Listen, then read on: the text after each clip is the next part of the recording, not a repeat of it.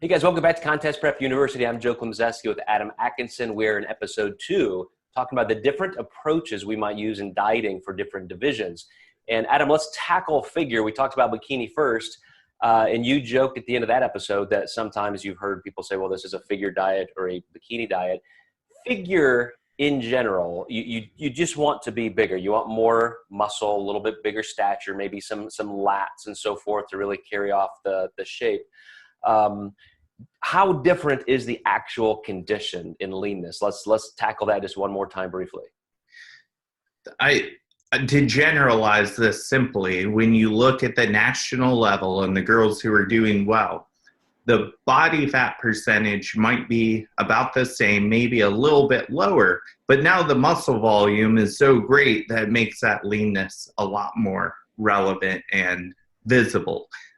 So if you look at, Phil Heath, who's 300 pounds, he can look probably as shredded as we can at 3% body fat, at like 12% because his muscle volume's so big.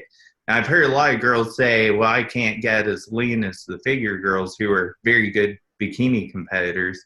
I'm like, you actually are just as lean. You just don't have the muscle volume to make it look as insane as it does on those girls. That is a perfect way to state it. That was excellent. But with figure competitors really needing to maximize muscle volume, some of the nuances we talked about with bikini, where you can kind of withhold a little bit of water maybe if they need to not be quite as large or muscular. With figure, you're pressing on the gas a little bit more. You're wanting to make sure they're full. They're gonna try and outsize other competitors with their shoulders and their quads sweep and that kind of thing. Is that correct?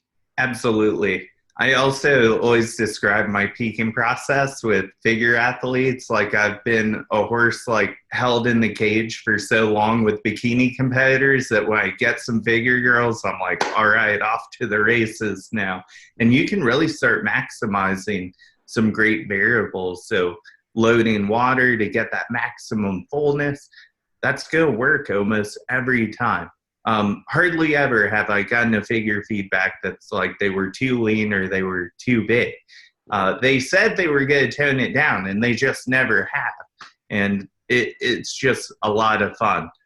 And I think especially on the pro IFBB stage, definitely you're not seeing that as a trend. I mean, you are seeing really big, really lean competitors, people who would just eclipse, women's bodybuilders a decade ago.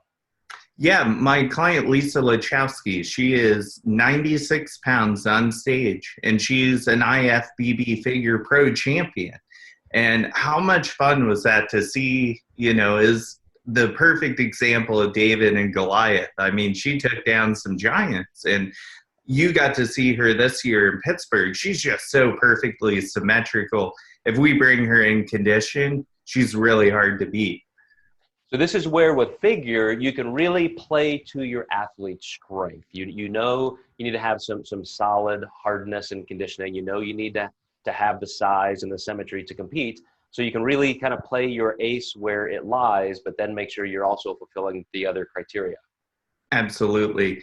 Yeah, with someone small like Lisa, it's always kind of a size game, but making sure we don't sacrifice any conditioning. So we're usually a little more careful with carbs just to make sure we're leaning on that tightness.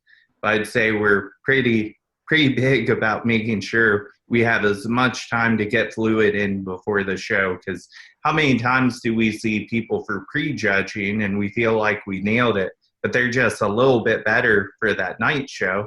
And I often attribute that to they just had that much more time to drink water. Mm-hmm.